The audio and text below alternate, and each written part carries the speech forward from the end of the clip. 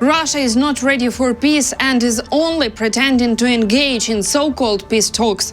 The composition of the Russian delegation makes this clear, as while Moscow speaks about negotiations, it continues to strike Ukrainian cities in the middle of winter. At the talks in Abu Dhabi, Russia is represented mainly by military officials who have no political mandate and no authority to make decisions, which shows a lack of serious intent to end the war and establish peace in Ukraine. This assessment was voiced by EU High Representative for Foreign Affairs and Security Policy, Kaja Kallas, ahead of the EU Foreign Affairs Council meeting on January 29th in Brussels. According to Kallas, by sending military representatives without decision-making powers, Russia is clearly demonstrating that it's not genuinely interested in peace. If we look at these talks, then who is representing Russia is the military personnel who does not have any mandate to agree on the peace as such. So clearly Russians are not serious about this.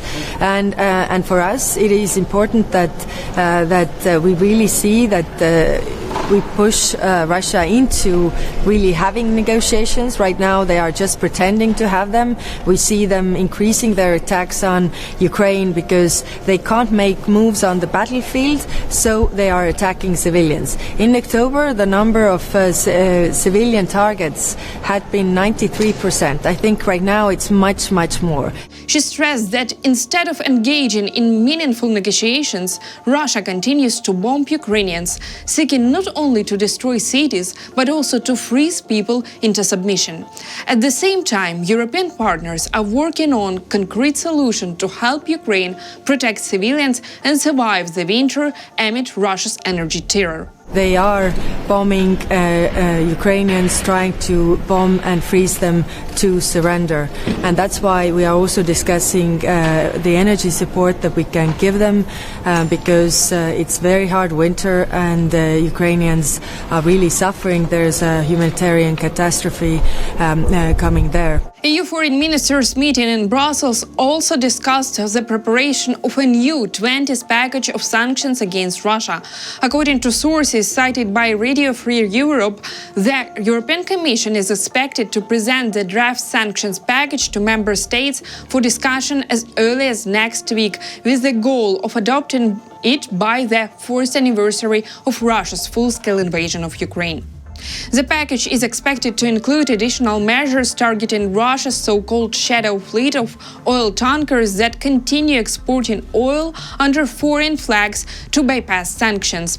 Sweden and Finland have already put forward proposals for the 20th EU sanctions package, including a ban on maritime services for Russian tankers, a halt to EU imports of Russian fertilizers, and restriction on the exports of luxury goods from the EU to Russia. That's according to Swedish Foreign Minister Maria Malmö Stenergard. Sweden and Finland have proposed three things for the new sanctions package. First of all, we need to impose a full services maritime ban on all Russian vessels that transport energy. Secondly, we need to ban the imports of fertilizers, and that is the third biggest import group coming from Russia. And thirdly, for moral reasons, we need to stop the export of European luxury products to Russia. French Foreign Minister Jean-Noël Barrot said that the new 20th EU sanction package against Russia should include particularly through measures targeting Russia's so-called shadow fleet. He noted that the package is expected to introduce a ban on all maritime services in order to prevent the movement and operation of shadow fleet vessels.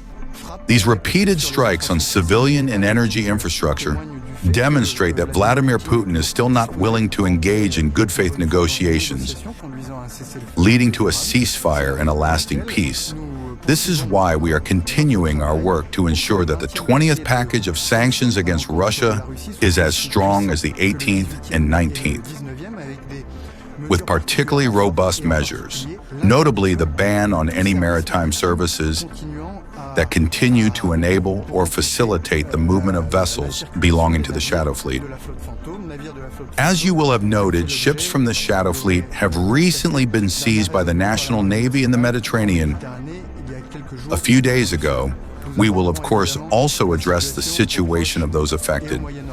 Czech Foreign Minister Petr Matsinka said that as long as the war continues and Russia keeps attacking Ukraine, there are no grounds for easing sanctions against Moscow. As a part of the new sanctions package, Estonia is also calling for an EU-wide ban on entry into the Schengen area for Russian military personnel. According to Estonian Foreign Minister Margus Tsahkna, once the war ends, Russia could send hundreds of thousands of former soldiers to Europe, posing a serious security threat. We have close to 1 million combatants in Russia. They're mainly criminals. They are very dangerous people. And I'm sure, and we have information that most of them, they will come to Europe after the war. And Europe is not ready for that. And we are talking about people who has been, they're criminals, they're rapists, they're really, really bad people. And we need to put together the blacklist of these people and ban as Schengen countries they enter already right now. So this is something I put on the table today to the Council. This is a matter mainly for Minister of Interiors and these agencies, but we need to have a common policy on European Union level. On January 29th, the EU Foreign Affairs Council held a regular meeting in Brussels, joined via video link by Ukrainian Foreign Minister Andriy Sybiha. The discussions focused on intensified Russian attacks on Ukraine's energy infrastructure and ways to provide further energy support to Kyiv. Politico describes the Ukraine-Russia talks as the close to agreement on almost everything, but the issues that truly decide the outcome are still unresolved. Three key issues are blocking an agreement between Ukraine and Russia. While delegations prepare for a new US-mediated round of talks, Kyiv and Moscow remain at an impasse over territory, security guarantees, and when to halt fighting. Russia can no longer realistically hope to take all of Ukraine, but Putin still wants full control of Donbas along with Crimea. The Kremlin is pushing its so-called encourage formula under which Ukraine could cede all Donbas, including areas still controlled by Kyiv, citing agreements between Putin and Trump in Alaska. For Kyiv, giving up territory would be both illegal and politically unacceptable. Zelensky previously proposed demilitarizing Donbas and creating a free economic zone, but Moscow rejects this option. Kremlin aide Yuri Ushakov reaffirmed the Russian stance. A long-term settlement is impossible without resolving the territorial issue. Moscow insists on controlling all of Donbas. From the US side, Secretary of State Marco Rubio confirmed that the territorial issue remains the most difficult. I think the one remaining item remains the one you're all familiar with, and that is a territorial claim on Donetsk in particular. And I know there's active work going to try to see if both sides' views on that can't be reconciled. It's still a bridge we haven't crossed. It's still a gap, but at least we've been able to narrow down the issue set to one central one. And it will probably be a very difficult one, but nonetheless, it's one that work is going on. Another major disagreement is over who will control the Zaporizhzhia nuclear plant. Zelensky wants joint control between Ukraine and the US, while Moscow proposed sharing control either with Washington or Kyiv. There's also an issue of so-called security guarantees. Moscow refuses NATO troops in Ukraine and demands its own guarantees, including that Ukraine never joins NATO, the army be limited to 600,000 troops, and Russia has veto power over any future defense decisions. For ordinary Ukrainians, the most urgent issue is an immediate ceasefire, while Moscow insists any pause in fighting must follow a formal agreement. Until agreement is reached, Russia will continue to steadily pressure the objectives of the special military operation, I quote Kremlin aide Yuri Ushakov. Russian missiles continue to strike Ukraine daily, destroying power grids and leaving hundreds of thousands in darkness during the freezing winter. Political reports that both sides seem eager to show the US president that they are cooperating. Analysts point out a key difference. Ukraine shows readiness for compromise, while Russia only pretends to negotiate, sticking to its original goal to subjugate Ukraine. The next round of talks is scheduled for February 1st, and the US Secretary of State Marco Rubio noted that Representatives Kushner and Witkoff are unlikely to join this time, though US participation as a delegation remains possible. Russia is losing its economic capacity to wage war against Ukraine. Military spending is set to drop by 11% this year due to severe economic problems, Bloomberg reports.